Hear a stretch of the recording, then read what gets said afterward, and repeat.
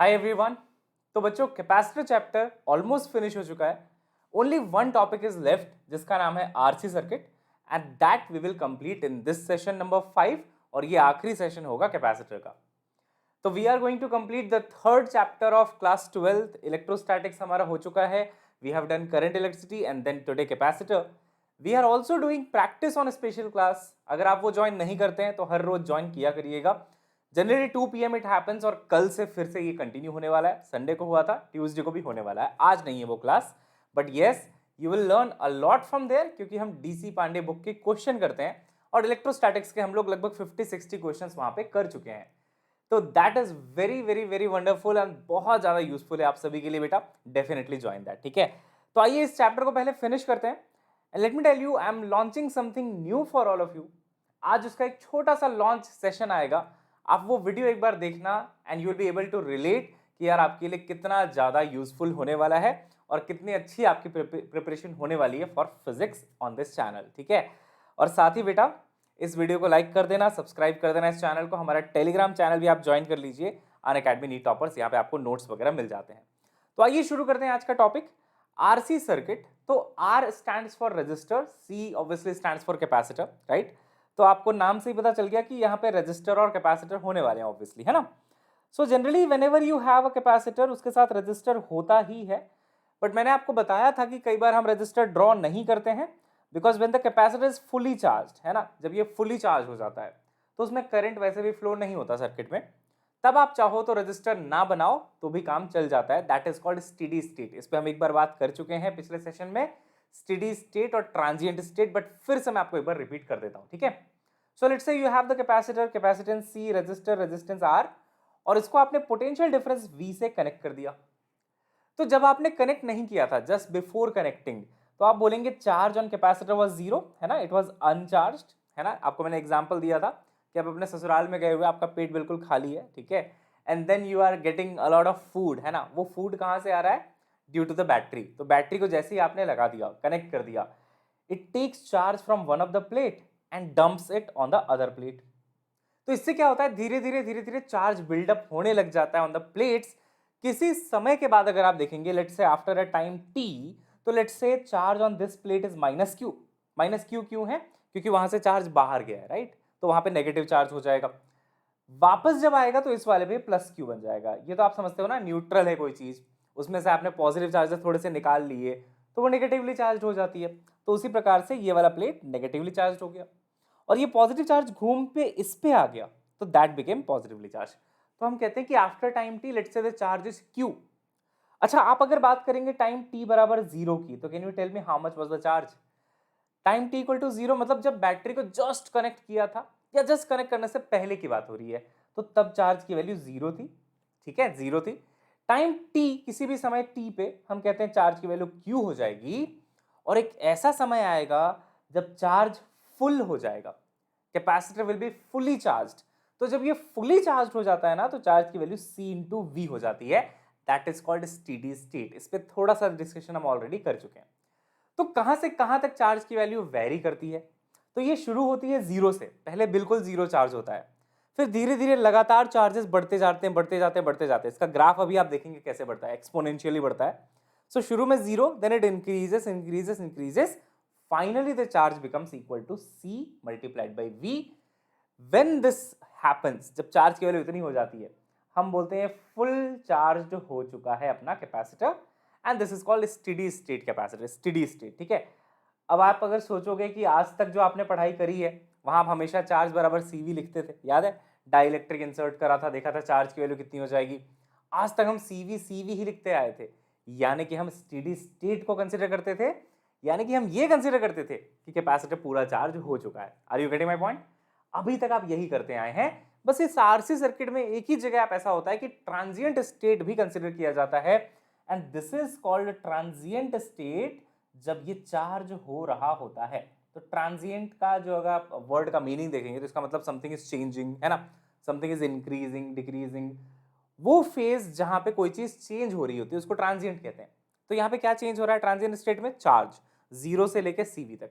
सो वो वाला state transient हो गया। Once you got the complete charge on the capacitor, it got fully charged, it is called steady state. जो भी आप अभी तक पढ़े स्टेडी स्टेट पढ़े, आइए थोड़ा ट्रांजिएंट स्टेट में देख लेते हैं क्या क्या पढ़ना है। ठीक है, तो यहाँ तक क्लियर है, तो दिल बनाते हैं एक बार। अब देखो बहुत सिंपल है, हमको क्या पता चला कि चार्ज 0 से इंक्रीज होकर CV तक जाता है। किसी टाइम t पे चार्ज की वैल्यू कुछ भी हो सकती है, CV/2 हो सकती है ना, CV/3 हो सकती है, फाइनली CV हो जाएगा। तो हमारे पास इसके लिए एक इक्वेशन है and that equation is Q is equal to CV1 minus e की power minus t upon RC। पहली बार देखोगे तो थोड़ा सा आपको डर सा लगता है कि इतना लंबा चौड़ा कैसा सा इक्वेशन है सर, ये है बहुत आसान। ठीक है, यहाँ पे CV लिखना है बाहर, ओके, 1 माइनस ई की power minus t upon RC। क्या हर एक चीज आप जानते हैं क्या क्या है यहाँ पे? C तो कैपेसिटेंस है, V तो पोटेंशियल है, कितना लगा है, E वही अपना एक्सपोनेंट जिसकी वैल्यू होती है बेटा 2.71 है ना, थोड़ा सा मैथ्स है ये, आई नो। T की वैल्यू टाइम के बराबर, टाइम डालिए और चार्ज निकालिए, और R तो है रेजिस्टेंस, C है कैपेसिटेंस। अब देखो एक चीज मैं तुमको बताता हूँ यहाँ से, ठीक है, if you calculate this charge using this equation at let's say time t equal to 0, कितना आना चाहिए? आपको क्या लगता है क्या आंसर आना चाहिए? आपको पता है ऑलरेडी ये चीज कि टाइम t इक्वल टू 0 पे चार्ज 0 आना चाहिए। तो एक बार चेक कर लें फॉर्मूला सही काम कर रहा है कि नहीं कर रहा, फंक्शनल है कि नहीं, चेक कर लें एक बार। आ जाओ जल्दी से चेक कर लेते हैं। t बराबर 0 जैसे आप यहाँ पे रखोगे इट विल बिकम e की पावर 0। तो आपको जो इक्वेशन बनेगा चार्ज का वो क्या बनेगा, CV1 माइनस ई की पावर 0। करेक्ट, t की पावर 0, t को 0 रखने से सब 0 हो जाएगा, और e की पावर 0 की वैल्यू बेटा 1 होती है। तो अगर e की पावर 0 की वैल्यू 1 है तो ये 1 माइनस 1 0। यस, क्या बात है, हॉ कर दो एक बार, हॉ, चार्ज की वैल्यू 0 आ गई। तो एक्चुअली आपको टाइम t इक्वल टू 0 पे चार्ज 0 आएगा ये पता होता है, लेकिन उस चीज को आप इक्वेशन से यहां से समझ सकते हैं। और इसकी एक सबसे खास बात है कि इससे आप ये भी निकाल सकते हैं कि किसी भी टाइम पे कितना चार्ज होगा, किसी भी टाइम का चार्ज तुम निकाल सकते हो, है ना। फॉर एग्जाम्पल अब एक बार मैं इक्वेशन यहाँ पे लिख देता हूँ। देखो ये छोटा सा टॉपिक है बच्चों, बट इसको एक बार कवर करना बहुत जरूरी था, है ना। वैसे तो नीट में कम पूछते हैं, बट अगर एक सवाल भी आ गया तो 4 नंबर तो देके जाएगा ना। अच्छा अब ध्यान से सुनना एक बात, ठीक है, t बराबर 0 तुमने निकाल लिया बेटा, ये जो t है डिवाइडेड बाई RC है। आपको पता होगा e की पावर वाले सारे टर्म्स, साइन कॉस, ये सारे टर्म्स ना डायमेंशनलेस होते हैं। तो सोचो अगर टाइम का डायमेंशन सेकंड है तो ये r इंटू सी का डायमेंशन भी सेकंड होना चाहिए क्या? तभी तो डायमेंशनलेस बनेगा। सही बात बोल रहा हूँ क्या? बिल्कुल, ऊपर भी टाइम है तो नीचे भी डायमेंशन में टाइम होना चाहिए। यानी कि अगर मैं डायमेंशन ऑफ r इंटू सी निकालूं या फिर इसकी यूनिट निकालूं तो इसकी यूनिट सेकंड आनी चाहिए। ऊपर टाइम नीचे RC, दोनों का second second second second cancel, dimensionless बनेगा तभी, है ना। तो क्योंकि इसकी यूनिट थोड़ा टाइम के जैसे आ रही है, RC की यूनिट सेकंड आ रही है टाइम के जैसे, तो इसका एक नाम रखा गया टाइम कांस्टेंट। ठीक है, इसको हम क्या बोलते हैं बेटा, टाइम कांस्टेंट। अच्छा, टाइम कांस्टेंट को हम टाउ से डिनोट करते हैं। ठीक है, टाइम कांस्टेंट टाउ से डिनोट करते हैं, और टाउ की वैल्यू कितनी हो जाएगी बेटा, R मल्टीप्लाइड बाई C। तो if someone gives you a question कि बताओ ये RC सर्किट है, इसके टाइम कांस्टेंट की वैल्यू कितनी होगी, तो बिल्कुल परेशान मत होना, टाइम कांस्टेंट बराबर R मल्टीप्लाइड बाई C, काम खत्म। ठीक है, इतना सिंपल है ये। बट इसका यूज क्या है सर? तो देखो आपको कई बार ऐसा बोला जाता है कि टाइम t बराबर टाउ हो जाए अगर, या फिर टाउ की वैल्यू कितनी है एक्चुअली, RC है, तो ऐसा टाइम जो एक टाइम कांस्टेंट के बराबर है। सही बोल रहा हूं क्या? ऐसा टाइम जो एक टाइम कांस्टेंट के बराबर है, उस टाइम पे आप बताइए चार्ज की वैल्यू कितनी होगी। So charge on the capacitor after one time constant, this is your question. एक टाइम कांस्टेंट के बाद बताओ चार्ज कितना है। तो देखो आप कैसे करोगे, बहुत सिंपल है, बहुत ज्यादा सिंपल है। चुपचाप सारी चीजें फॉर्मूले में रख दो और कुछ नहीं करना। ठीक है, तो Q बराबर यहाँ पे CV आ गया, यहाँ पे 1 माइनस ई की पावर माइनस टी, टी की वैल्यू कितनी रख दूं, RC। अरे ये तो गिवन है, T बराबर RC रखना है, तो ऊपर भी RC, ओहो, नीचे भी RC, आहा, RC RC cancel, RC RC cancel, तो आपको ये मिलेगा CV1 माइनस ई की पावर माइनस 1। अब आप बोलेंगे सर ये कैसे सॉल्व होगा, है ना, यही चल रहा है तुम्हारे दिमाग में, सर ये कैसे सॉल्व होगा। अब ई की पावर माइनस 1 का आंसर तो हमें नहीं आता सर, ई की पावर 0 आपने 1 बताया, चलो चलता है, ई की पावर माइनस 1 कैसे निकालूं मैं। तो देखो ई की वैल्यू होती है 2.71, कितनी होती है बेटा, 2.71। अगली स्लाइड में बता देता हूँ, यहीं से कंटिन्यू करके, ठीक है, बहुत आसान है। तो आपको मिला था CV1 माइनस ई की पावर माइनस 1, और ये है आपके चार्ज की वैल्यू जो आपको निकालनी है। तो देखो आप क्या करेंगे, टेंशन नहीं लेंगे सबसे पहले तो, है ना। मैथ्स देख के बेटा एकदम डरना नहीं है, दिल नहीं दहल जाना चाहिए आपका कि ये क्या हो गया। इसको 1/e लिख लो, सही कह रहा हूँ। e की पावर -1 को 1/e लिख सकते हो, बिल्कुल लिख सकते हैं सर। अच्छा, और थोड़ा सॉल्व करते हैं। अच्छा, एलसीएम आ जाएगा e के बराबर, सही है। यहाँ पे आ जाएगा e, यहाँ पे आ जाएगा 1, है ना। सॉल्व कर दिया बस इसको मैंने। e -1/e हो गया। अब बहुत सिंपल है बेटा, e की वैल्यू कितनी बताई थी सर ने, 2.7 लगभग। तो ये अगर 2.7 है, -1 करोगे तो ऊपर बचेगा 1.7, नीचे बचेगा 2.7। अगर आप इसको सॉल्व करते हैं बेटा, 1.7 डिवाइडेड बाय 2.7, तो आपको चार्ज कितना मिलेगा पता है, 0.63 सीवी, 0.63 टाइम्स सीवी। समझ में आ रही है बात? क्या ऐसे क्वेश्चन आसान लग रहे हैं आपको? कोई बड़ी बात तो नहीं है। एक ही फॉर्मूला है चार्ज का, CV1 - e की पावर -t/RC, बस यही फॉर्मूला है। इसी फॉर्मूले में टाइम की जो भी वैल्यू गिवन है वो रख देना है। अब एग्जामिनर ऐसा ही क्वेश्चन बनाएगा जो कुछ करके सॉल्व किया जा सके, ये सब करके सॉल्व हो पाए, सॉल्वेबल हो, जिसमें डुएबल हो। और अगर है डुएबल तो आप कर लोगे, ये मुझे पता है, बहुत सिंपल है। ठीक है, इस तरीके से आपको करना होता है। अब थोड़ा इसको फील करते हैं, ठीक है। ये तो चलो मैथमेटिक्स की बातें होगी, थोड़ा सा इसको फील किया जाए। देखो, तो हमने क्या बोला था बेटा कि t बराबर 0 पे, है ना, t बराबर 0 पे चार्ज की वैल्यू 0 होती है। अच्छा, t के बराबर का टाउ के बराबर ले लें, यानी कि एक टाइम कांस्टेंट के बराबर ले लें, तो चार्ज होता है 0.63 टाइम्स सीवी, है ना। या फिर आप कह रहे हो 63% of total charge. Total charge कितना है, सीवी, फाइनल तो सीवी होना है ना। अच्छा, ये चार्ज की वैल्यू सीवी कब हो जाती है, जब ये फुली चार्ज हो जाता है। टेक्निकली हम बोलते हैं this is tending to infinity. अब यार, infinity is a relative term. Infinity सच बताऊं तो रिलेटिव टर्म है। ऐसा मत सोचना कि एक बार कैपेसिटर को चार्ज करना है पूरा, उस पर सीवी चार्ज अगर लाना है तो पता नहीं कितने सदियों तक छोड़ना पड़ेगा, ऐसा नहीं है। ये रिलेटिव टर्म है। आप जो e की पावर -t/RC लिखते हो ना, यहां से अगर t इंफिनिटी कहलाएगा तब जब t की वैल्यू काफी ज्यादा होगी RC से, तो इंफिनिटी हो जाएगा। अरे भाई, RC के कंपैरिजन में तो देखोगे ना, दोनों चीजों का डिवीजन है, राइट।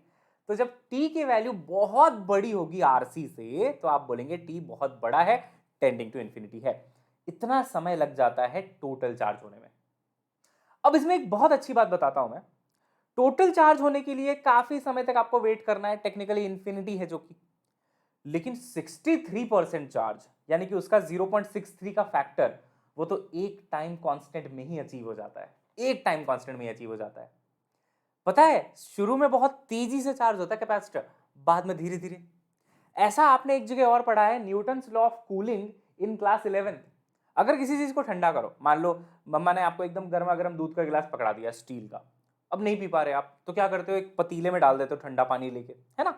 अब उसमें रखते हो, पहले बढ़िया ठंडा होता है, थोड़ी देर बाद ठंडा होना ही बंद हो जाता है, होता है ना ऐसा।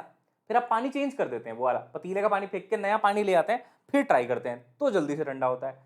ये भी ऐसा ही कुछ है। शुरू में बहुत तेजी से चार्ज होगा, सिर्फ एक टाइम कांस्टेंट में, 63% कैपेसिटर चार्ज हो जाता है, और पूरा चार्ज होने में फिर इंफिनिटी टाइम लग जाता है। But again, infinity is a relative term, but फिर भी एक टाइम कांस्टेंट से तो बड़ा है ही ना, आरसी से तो बहुत बड़ा है ना वो टाइम। अरे बेटा, आरसी से तो बहुत बड़ा है ना वो टाइम जिसमें फुल चार्ज होगा। यस। तो अगर मैं आपको ग्राफ दिखाऊं, इसका ग्राफ कैसा बनता है ना, तो देखो, इस तरफ आप बना लो बेटा चार्ज, इस तरफ आप बना लो टाइम, ठीक है। शुरुआत कहां से होगी, जीरो चार्ज से, तो जीरो टाइम पे जीरो चार्ज था, तो यहां से आप शुरू करेंगे और ये ऐसे ऐसे आपका ग्राफ बन जाता है। This is exponential graph. Exponential graph है बेटा। यहां पे अगर आप देखेंगे, मान लीजिए एक टाइम कांस्टेंट मान लीजिए यहां कहीं पे है, तो इसी पे कितना चार्ज आ चुका है, 0.63 टाइम्स सीवी। लेकिन इंफिनिटी टाइम लगेगा सीवी आने में, तो हम सीवी के लिए ना एक पैरेलल लाइन ऐसे बना के छोड़ देते हैं ऐसे, और बोल देते हैं कि देखो सीवी, तुम टाइम बराबर इंफिनिटी पे जाके मिल लेना इस वाली लाइन से। मतलब समझ रहे हो ना तुम, ये जो चार्ज बढ़ता बढ़ता है, ये सीवी से कब जाके टकराएगा, इंफिनिटी पे जाके टकराएगा। टेक्निकली बोलते हैं ना मैथ्स में कि दो पैरेलल लाइंस इंफिनिटी पे जाके इंटरसेक्ट करती हैं, वही वाली चीज हो गई, ठीक है। तो ऐसा चलता जाएगा चलता जाएगा चलता जाएगा चलता जाएगा, इंफिनिटी पे जाके टकराएगा। इसको एसिम्प्टोटिक ग्राफ बोल देते हैं। तो अपन बस बना के छोड़ देते हैं कि जाओ भाई, हमारा काम हो गया, तुम इंफिनिटी पे एक दूसरे से मिल लेना, ठीक है। तो दिस इज द ग्राफ बेटा। एक बार जल्दी से दिल बना के बताओ, क्या सब कुछ क्लियर हो गया। t बराबर 0 पे चार्ज बराबर 0 होता है, t बराबर 1 टाइम कांस्टेंट पे चार्ज की वैल्यू 0.63 टाइम सीवी हो जाती है, मतलब 63% ऑफ चार्ज हो जाता है कैपेसिटर ऑलरेडी एक टाइम कांस्टेंट में। लेकिन पूरा चार्ज होने में उसको इनफाइनाइट टाइम लग जाता है, क्योंकि शुरू में चार्जिंग अच्छी है, बाद में चार्जिंग इतनी अच्छी नहीं है, ठीक है। चार्जिंग का रेट होता है बेटा करंट, है ना, the rate at which charge is flowing is called current. अगर आप इस ग्राफ का स्लोप देखेंगे तो it will give you current. कैसे? स्लोप समझ में आता है आपको? D q by d t हो जाएगा बेटा स्लोप, है ना, d y by d x होता है, यहाँ पे d q by d t. Slope देखो ना, यहाँ पे क्यू है, यहाँ पे टी है, तो d q by d t. D q by d t is current as well as slope, जो कि ये बताएगा कितनी तेजी से चार्ज बढ़ रहा था। तो देखो शुरू में ना स्लोप काफी बढ़िया है, देखो स्लोप काफी अच्छा आ रहा है, यानी कि करंट अच्छा फ्लो हो रहा था शुरू में। बाद में आप देखेंगे तो ये स्लोप धीरे धीरे कम होता जा रहा है। इंक्लिनेशन देखो ना, स्लोप का मतलब इंक्लिनेशन, कितना इंक्लाइंड है। शुरू में एकदम ज्यादा इंक्लाइंड है ये ग्राफ, तो बहुत तेजी से बढ़ रहा है। कोविड का ग्राफ देखा है आपने कभी? है ना, शुरू में एकदम स्लोप कम था, ज्यादा तेजी से नहीं बढ़ रहा था, ऐसे चल रहा था ग्राफ, आपने अगर देखा होगा, एक्सपोनेंशियल ग्राफ था उसका भी। बाद में अचानक से मार्च 2019 नहीं 20 अचानक से ऐसे भाग गया, क्योंकि तेजी से बढ़ गया। तो बस वही चीज है, देखो यहाँ पे बहुत तेजी से बढ़ता है, बाद में आप जाएंगे स्लोप ऑलमोस्ट जीरो हो गया। यहाँ पे देखोगे तो स्लोप ऑलमोस्ट जीरो हो चुका है, क्योंकि करंट की वैल्यू जीरो हो चुकी है, कैपेसिटर लगभग चार्ज हो चुका है। So that is why we say पहले तेजी से चार्ज, बाद में धीरे धीरे चार्ज। ठीक है। अच्छा, एक लास्ट चीज, ये टी इक्वल टू इन्फिनिटी वाली बात एक बार मैं आपको एक बार फिर से बता देता हूं। चार्ज बराबर CV 1 माइनस ई की power minus t by R C, यही फॉर्मूला है ना। सर मुझे ये जानना है कि टी को इन्फिनिटी रखने से चार्ज CV कैसे आएगा, ये जानना होगा तुमको, है ना। पहले ही बता देता हूं बेटा, ई की पावर माइनस इन्फिनिटी, इसकी वैल्यू जीरो होती है, अगर नहीं पता है याद कर लो। ई की पावर जीरो, इसका वैल्यू 1 होता है। ई की पावर प्लस इन्फिनिटी की वैल्यू इन्फिनिटी होती है। अब सोचो, जब आप यहां पे टी की जगह इन्फिनिटी डालोगे तो माइनस साइन भी तो है, तो आपका इक्वेशन क्या बनेगा? CV 1 माइनस ई की पावर माइनस इन्फिनिटी, और ई की power minus infinity value sir ने क्या बताई? जीरो। तो इसीलिए इसका आंसर आ जाएगा, देखो CV 1 माइनस जीरो, यानी कि चार्ज बराबर CV। So that also you can find out. यानी कि इक्वेशन बहुत पावरफुल है, इसमें टाइम की कुछ भी वैल्यू डालो वो आपको चार्ज की वैल्यू बता देता है। टी बराबर जीरो डालो, चार्ज जीरो मिल जाएगा। टी बराबर टाउ यानी कि RC डाल दो तो आपको 0.63 टाइम CV मिल जाएगा। टी बराबर इन्फिनिटी डाल के देखो, आपको चार्ज की वैल्यू CV मिल जाती है। ठीक है। So this was your RC circuit. इसके सारे बेसिक चीजें मैंने आपको समझा दी हैं बेटा। कई बार आपसे ये पूछ लेते हैं कि चलो ठीक है, चार्ज वार्ज तो हम समझ गए, अगर मुझे करंट का इक्वेशन चाहिए, है ना, लेट्स से मुझे करंट का इक्वेशन चाहिए, चार्ज में इंटरेस्ट नहीं है, करंट में ज्यादा इंटरेस्ट आ रहा है, तो Q बराबर CV 1 माइनस ई की power minus t by R C आपका फॉर्मूला है। ठीक है। करंट निकालने के लिए इसको डिफरेंशिएट करना पड़ेगा। Current is given by D Q upon D T, है ना बच्चे। करंट के लिए आपको इसको डिफरेंशिएट करना पड़ेगा, कर दो डिफरेंशिएट, कौन सी बड़ी बात है। तो Q बराबर, इसको चाहो तो पहले अंदर लेके जाओ, CV को अंदर मल्टीप्लाई कर दो, तो पहला स्टेप CV हो जाएगा, माइनस जब CV इससे मल्टीप्लाई होगा तो CV ई की power minus t upon R C हो जाएगा बेटा। अब इसको जरा डिफरेंशिएट करो, है ना, D Q upon D T. देखो CV तो एक कांस्टेंट है, कांस्टेंट का डिफरेंशिएशन जीरो, सही है, माइनस, अब ये CV कांस्टेंट है लेकिन किसी और टर्म के साथ मल्टीप्लाइड तो बाहर आ जाएगा वो, तो ऐसे में कांस्टेंट जो है बाहर आ जाता है, CV बाहर आ गया। ई की पावर माइनस एक्स का डिफरेंशिएशन होता है ई की पावर माइनस एक्स ओनली, लेकिन माइनस साइन भी बाहर आ जाता है। तो उस तरीके से अगर सोचा जाए ना, तो इसमें क्या हो जाएगा, देखो एक्चुअली ई की पावर एक्स का डिफरेंशिएशन तो ई की पावर एक्स होता है, लेकिन मान लो अगर ई की पावर 2x है, मान लो ऐसा सीखा होगा आपने पहले, तो आप लिखेंगे ई की पावर 2x, लेकिन फिर इस 2x को अलग से डिफरेंशिएट करेंगे, उससे 2 आ जाता है। चेन रूल बोलते हैं बेटा इसको, है ना, कि जहां पे ये जो चीज लिखी हुई है इसको पहले छोड़ दो, पहले तो इग्नोर करो, तो ई की पावर 2x है तो ई की पावर 2x लिखो, बट ये जो 2x है उससे अलग से फिर मिलना पड़ेगा, उसको अलग से डिफरेंशिएट करना पड़ेगा, उसको डिफरेंशिएट करो तो 2 आएगा। सेम लॉजिक हम यहाँ पे लगाएंगे, देखो ठीक है। तो पहले तो देखो ई की पावर जो भी लिखा है उसको रहने दो, ई की power minus t by R C को ऐसे ही छोड़ दो। अब ये जो ऊपर लिखा हुआ है minus t by R C, इसको टाइम के रिस्पेक्ट में फिर से डिफरेंशिएट करो, टाइम के रिस्पेक्ट में। तो सोचो minus one by R C बाहर आ जाएगा, जब आप इस टी बाई आर सी को डिफरेंशिएट करेंगे, minus t by R C को, तो minus one by R C बाहर आ जाएगा, सही बात है सर, कॉन्स्टेंट है, बाहर आ जाएगा। अंदर क्या बचेगा, टी का कितना हो जाएगा, 1। डिफरेंशिएशन आता है सभी को? अरे नहीं आता तो इसका फॉर्मूला याद कर लेना और डिफरेंशिएशन सीख लेना जल्दी से, है ना, बहुत आसान है। पहले जो भी लिखा है उसको छोड़ दीजिए आप, फिर जो ऊपर वाली चीज लिखी हुई है उसको अलग से डिफरेंशिएट कर दीजिए। मैंने ये सब आपको पढ़ा रखा है बेटा, अगर आपने देखा नहीं है सेशन देख लेना, ठीक है। चलिए अब देखिए क्या होगा, ये माइनस कैंसिल हो जाएंगे, प्लस बन जाएंगे, यहां से ये C और यहां से ये C कैंसिल हो जाएगा। आपको जो करंट की वैल्यू मिलेगी ना बेटा, वो आप याद भी कर सकते हो, V बाई आर, मतलब जो फॉर्मूला मिलेगा V बाई आर, अंदर देख लो ई की power minus t by R C, this is the formula for current. अब करंट पे वैसे सवाल तो नहीं आते हैं, बहुत कम देखा गया है, बट स्टिल यार अगर आपको फॉर्मूला याद है तो आप कर सकते हो बिल्कुल। अच्छा, करंट में भी वो सब कांड कर सकते हो आप, टी की वैल्यू 0 रख के देख लो, टी की वैल्यू इन्फिनिटी रख के देख लो क्या क्या आंसर आ रहा है। तो आपका होमवर्क है छोटा सा, बताना मुझे कमेंट में कि टी बराबर 0 पे कितना करंट आएगा और टी बराबर इन्फिनिटी पे, टी टेंडिंग टू इन्फिनिटी पे कितना करंट आएगा, ये जरा आप बताना मुझे, ठीक है। टी टेंडिंग टू मतलब टी बराबर आरसी पे भी निकाल देना, तीन चीजें बता देना, ठीक है। टी बराबर 0 पे कितना करंट है, टी बराबर इन्फिनिटी पे कितना करंट है, टी बराबर आरसी पे कितना करंट है, आपका होमवर्क है, ठीक है। मुझे बताइएगा, I will check your answer. वैसे एक चीज हिंट मैं आपको दे देता हूं, इस ग्राफ का स्लोप आपको करंट देता है, तो स्लोप देखो पहले बहुत ज्यादा था तो करंट भी पहले ज्यादा आएगा, और इन्फिनिटी में देखो तो स्लोप 0 है तो इन्फिनिटी में पक्का करंट भी 0 आना चाहिए। करके देख लेना, इन्फिनिटी रखोगे करंट तुरंत आपको 0 मिलेगा। यहाँ पे रख के देख लो, चाहो तो अभी कर लो। टी बराबर इन्फिनिटी, ई की पावर माइनस इन्फिनिटी का फैक्टर आ जाएगा, एंड व्हाट इज ई की पावर माइनस इन्फिनिटी, 0, तो करंट 0। तो एक तो मैंने आपको करके दिखा दिया ग्राफ से ही, बाकी आप करके मुझे कमेंट बॉक्स में बता देना, ठीक है।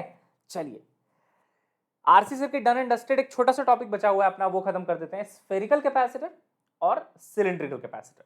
मतलब ये ऐसा टॉपिक है जो मुझे पढ़ाने की जरूरत नहीं है, सिर्फ फॉर्मूला बताना है आपको। अगर एक आइसोलेटेड स्फीयर हो जिसपे चार्ज क्यू है, आइसोलेटेड अकेला एकदम, तो this can also behave as a capacitor, क्योंकि इसके पास कोई चार्ज है, इसके पास एक पोटेंशियल है बेटा के क्यू बाई रेडियस, तो क्यू बाई वी करने से कैपेसिटेंस मिल जाएगा। ऐसे अगर निकाला जाए तो इसकी कैपेसिटेंस की वैल्यू इतनी आती है, 4 pi epsilon naught epsilon R into capital R. Now these are less important for NEET, but अब क्योंकि पूरा चैप्टर हम कर रहे हैं तो ठीक है यार, सारे फॉर्मूले देख लेंगे एक बार, है ना। ये फॉर्मूला तो फिर भी थोड़ा इंपॉर्टेंट है, इस सिलेंडर वाला बिल्कुल कम इंपॉर्टेंट है, सिलेंड्रिकल कैपेसिटर, बट फिर भी आपको अगर फॉर्मूला याद है then you are in a safe zone, ठीक है। अच्छा, अगर स्फेरिकल कैपेसिटर में दो स्फीयर्स हैं ऐसे, है ना, अंदर वाले का रेडियस मान लो a है, दूसरे वाले का रेडियस मान लो b है, बाहर वाले का, तो कैपेसिटेंस की value 4 pi epsilon not ab upon b minus a हो जाती है। तो फॉर्मूला बस आप याद रखो, कुछ टेस्ट में आपको इसके क्वेश्चन देखने को मिल जाएंगे, नीट में तो नहीं आया है, बट यस कुछ टेस्ट में आपको देखने को मिलता है, ठीक है। Done, spherical capacitor done. चलो आखिरी टॉपिक इस पूरे चैप्टर का, सिलिंड्रिकल कैपेसिटर। तो यार सिलिंड्रिकल में क्या होगा, अंदर एक सिलेंडर बाहर एक सिलेंडर, है ना, इसका रेडियस a है, बाहर वाले का रेडियस b है, तो instead of two parallel plates you have two cylindrical surfaces. तो यहां पे जो फॉर्मूला होता है वहां पे आप कैपेसिटेंस पर यूनिट लेंथ निकालते हो, per unit length of the you can say cylinder. तो यूनिट क्या हो जाएगी, कैपेसिटेंस की यूनिट होती है फैरेड अपॉन मीटर, है ना, फैरेड अपॉन मीटर। तो देखो ये इसकी यूनिट है farad upon metre, farad is capacitance upon length कर दिया, अपॉन मीटर आ जाएगा। फॉर्मूला है बेटा 2 pi epsilon naught upon log b by a, तो यहां पे लिख देता हूं अलग से, 2 pi epsilon naught upon log b upon a. What is b, बाहर वाले का रेडियस, व्हाट इज ए, छोटे वाले का रेडियस, अंदर वाले सरफेस का radius, what is L N, natural log, है ना, ये नेचुरल लॉग है या फिर लॉग बेस ई जिसको आप बोलते हैं वो है। तो फैरेड पर मीटर में आपका यूनिट आ जाएगा, and this is your capacitance per unit length. Come important है, बट एक बार एनटीए अभ्यास में पूछ लिया गया था, तब से फिर हम चांस नहीं लेते हैं, आपको करा ही देते हैं, ठीक है। बाकी किस किस चीज़ों पे डिपेंड करता है ये सब आप जानते ही हो।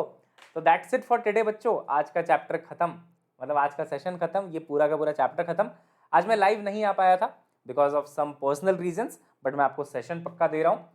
कैपेसिटर सब फिनिश हो चुका है, अब हमारा मैग्नेटिज्म स्टार्ट होने वाला है, जो कि बहुत इंपॉर्टेंट टॉपिक है, और सीबीएसई टर्म 1 के पहले पूरा टर्म 1 का सिलेबस आपका हो जाएगा यहाँ पे। और नीट की तैयारी तो साथ साथ में, मतलब नीट ही तो चल रहा है मेनली, है ना, बाकी सीबीएसई की भी आपके प्रिपरेशन हम करवा देते हैं यहाँ पे। अब आपके लिए कुछ बहुत अमेजिंग प्लान किया है, तो सेशन आप पक्का आज देख लेना, ठीक है, और 10 मिनट का सेशन होगा, यू विल अंडरस्टैंड कि सर ने आपके लिए क्या प्लान किया है। ड्रीम टीम 2.0 बैच हमने बेटा स्टार्ट कर दिया है 10 नवंबर से। अगर आप हमारे साथ पढ़ना चाहते हैं प्लस के ऊपर तो आइए, और यहाँ पे हमने अभी 11th शुरू किया है, और ड्रीम टीम 1.0 में आपका 12th चल रहा है, जहाँ पे कैपेसिटर तक हो चुका है, वो आप यूट्यूब से पढ़ ही चुके हो। If you are planning to come to plus तो आप शुरू कर सकते हो मैग्नेटिज्म से वहाँ पे, राइट। तो आपको बस एक ही सब्सक्रिप्शन लेना है, आप कोई सा भी बैच में एनरोल कर सकते हो, सारे बैचेस में आप पढ़ सकते हो। हम ऑल्टरनेट डेज पे क्लास लेते हैं वहाँ पे, एक दिन 11th ड्रीम टीम 2.0 में, एक दिन 12th ड्रीम टीम 1.0 में, ठीक है। Apart from that also there are many batches with other educators, सब टॉप एजुकेटर्स हैं यहाँ पे, और आप अच्छे से उनके साथ पढ़ सकते हो, कोई इशू नहीं है।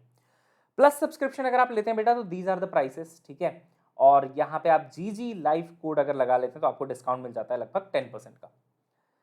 स्पेशल प्राइस वीक भी चल रहा है ना, up to 17th of October, and you can get 10% plus 10% off, ये एक्स्ट्रा ऑफ आपको मिल जाएगा, फिलहाल चल रहा है ये बेटा 10% प्लस 10% ऑफ। तो ये 17 तारीख तक है, फिर खत्म हो जाएगा, फिर आपको सिर्फ 10% ही ऑफ मिलेगा, ठीक है। So you can take plus subscription. Iconic में अगर आप जाते हैं तो क्या बेनिफिट मिलेंगे आपको, यू गेट 1-on-1 मेंटरशिप, यानी कि आपको मेंटरशिप सेशन बुक करना है ऐप के through, and your mentor will be there, आप वहां पे होंगे, जो भी सवाल है आपके वो आप पूछ सकते हैं विदाउट एनी इशू, ठीक है।